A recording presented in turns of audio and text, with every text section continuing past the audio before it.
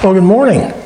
If you want to see how we restored this little kid's rocker, stay tuned because that's what we're going to do today.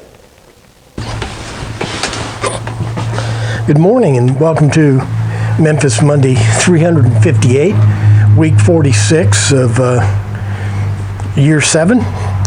Today we got a project. I think it's going to be pretty easy. I was just looking at it.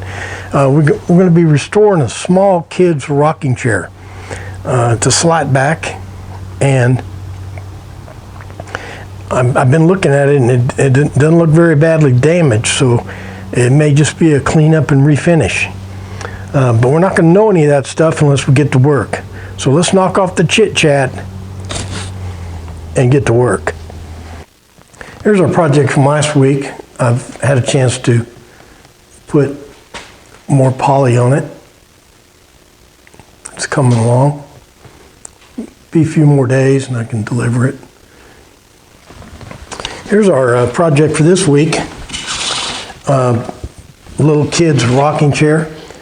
It looks like maybe it was purchased new, used while the kid was small, and then just stored away. It's mostly just dirty. Some modifications I think I'm going to make, a very small one so no one would even notice. The edges on the runners here, the rockers, aren't eased. I think it kind of gives it a kind of a stark appearance. Same with this handle here.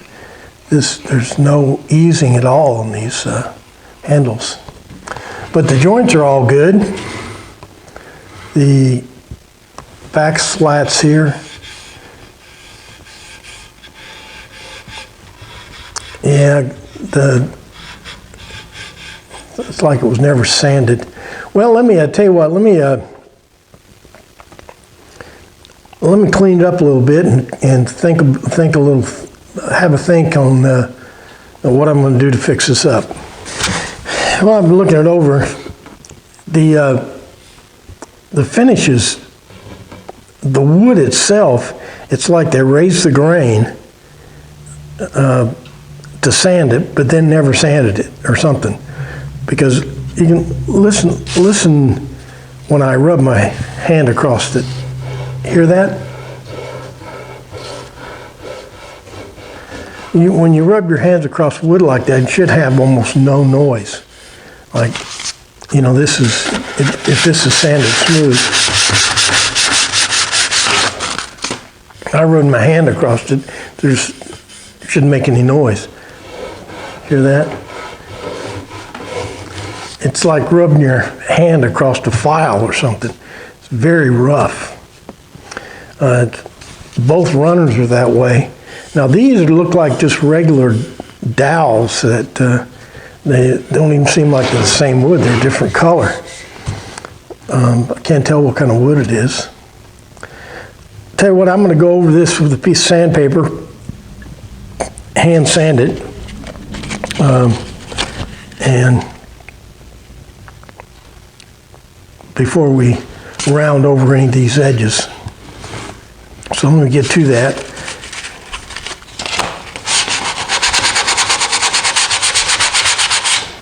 Here's something I discovered here. The bottom of the runners here were never stained. Now, the deal is, see, the back part of the rocker here never hits the ground, and the front up here hardly ever hits the ground. So usually the bottom of these runners are at least stained. But there's more. Underneath this arm is not stained, right in there. So this thing was stained, with a spray gun or something, spraying from the top. There's some. Go right over here. There's stringer. That stringer right there is right down in there. Not done. And the back slats, you can just tell this thing was made in a factory, that's all I'm saying. See the underside of the back slats are not stained. I can just tell that the various parts here were made in several different places. Because the finish on them is so much different from piece to piece. These stringers, for example, look like just regular dowels made in this factory somewhere. These were made some different place because they're nice and smooth. But then this runner, you can almost see saw marks in it, like it was never sanded.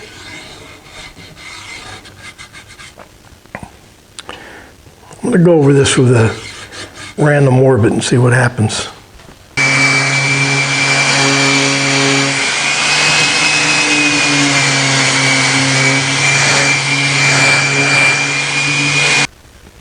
Now this is a 120 grit.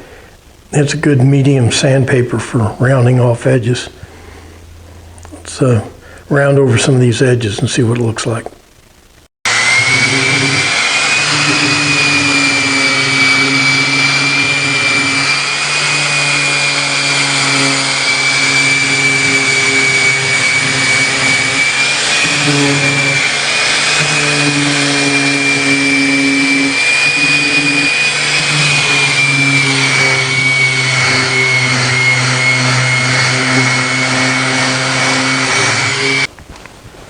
Well, I'm sanding this, and I guess it's a takeaway.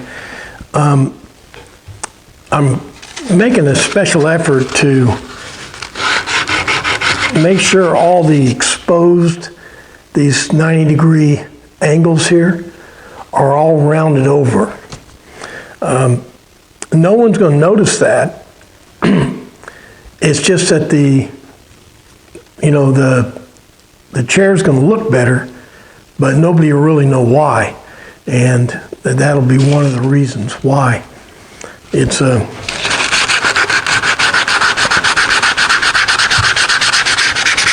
don't know what the principle is, but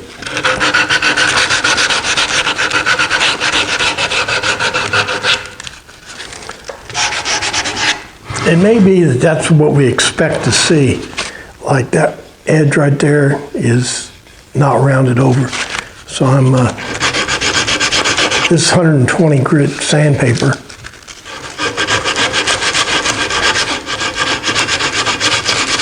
I'm not really rounding them over. It's called easing. I'm easing the edge.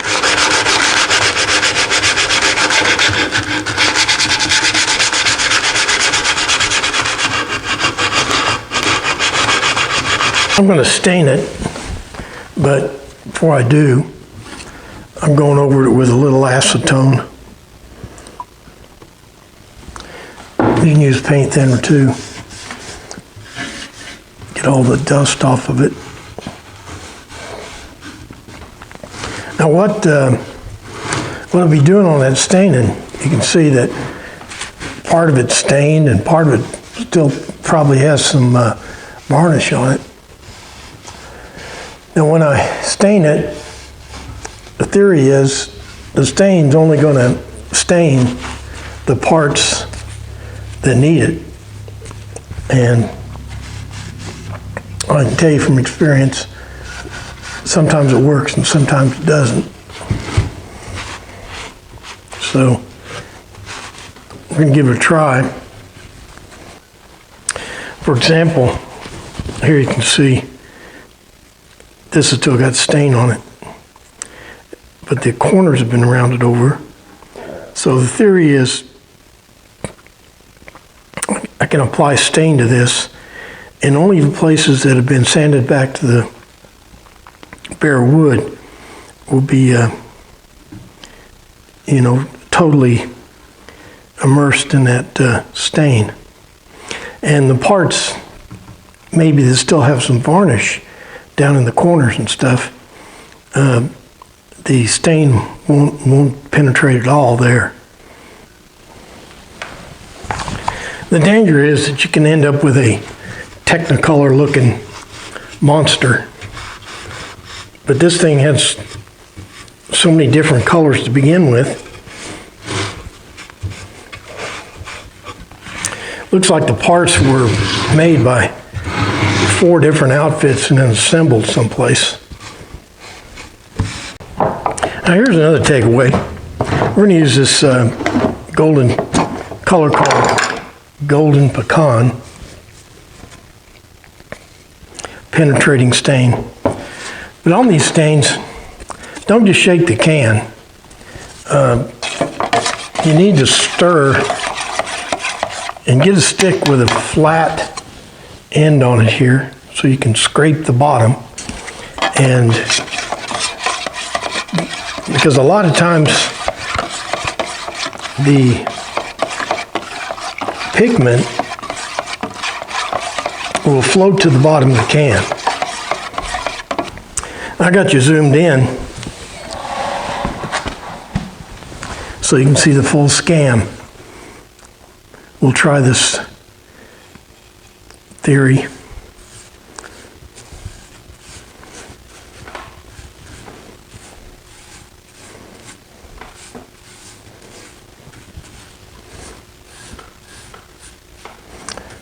Sure don't look like it's working to me. Well, I'm going to go with it. Put it on extra thick and let it soak in. Now you got to wipe it off. You get this penetrating stain. A lot of times you don't even have to wipe it off because it all soaks in.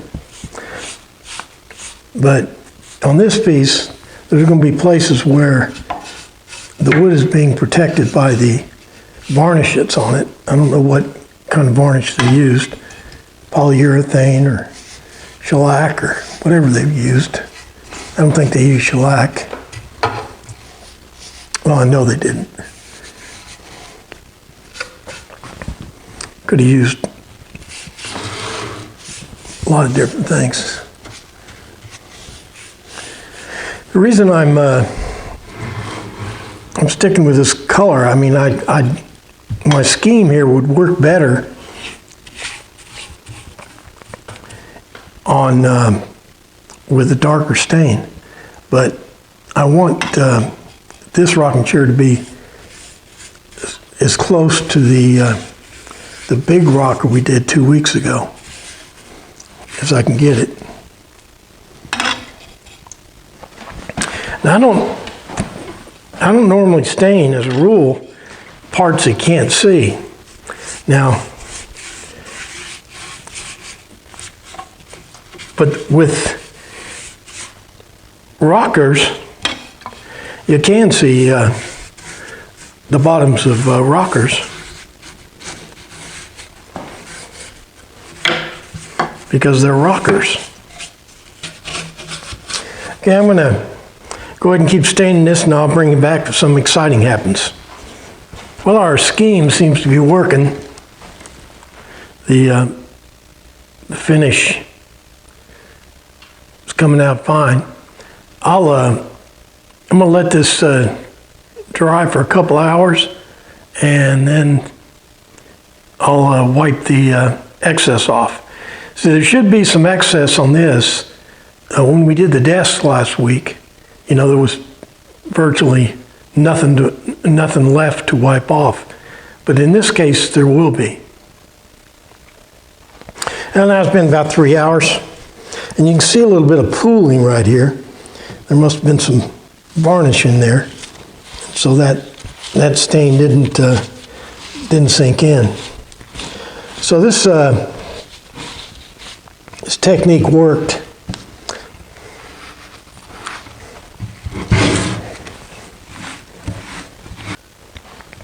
So you can see the color is pretty uniform. So the takeaway is if you have something that you need to You're not going to sand it completely down, but there's some parts you need to sand. You can use stuff like this. That's what this product's for.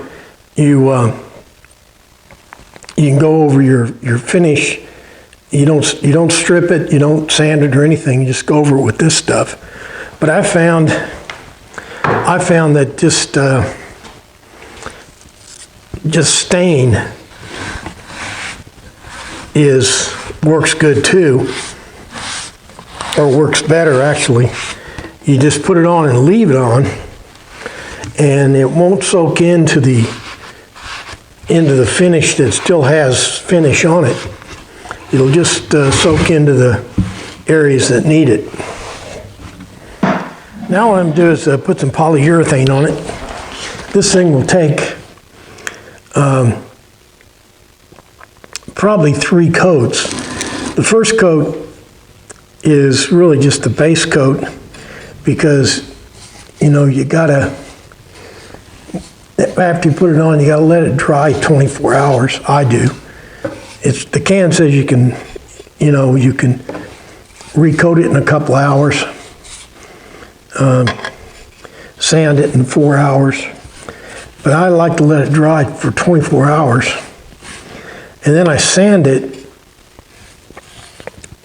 with 220 sandpaper, clean it off,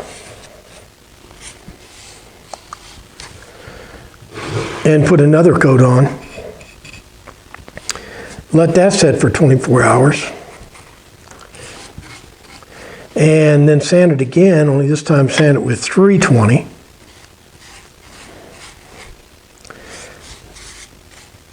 And if it still needs it, you can sand it again. And you can use 420, 400, or you can use 320 again on that third coat. I'm putting some poly on the bottom of the slats, the runners or the rockers, and the bottom of the slats here. Neither one would be necessary, but I think this is going to be a keepsake, so I want it to be finished all over. Now you can use, this one of these rattle cans of polyurethane. It's particularly good for getting up in places like this,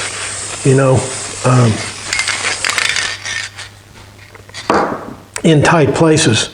But be careful with it, because one of the things, if you're looking for a gloss, see it says clear gloss, but if you're looking for a really shiny finish, the rattle cans aren't as shiny as the brush on.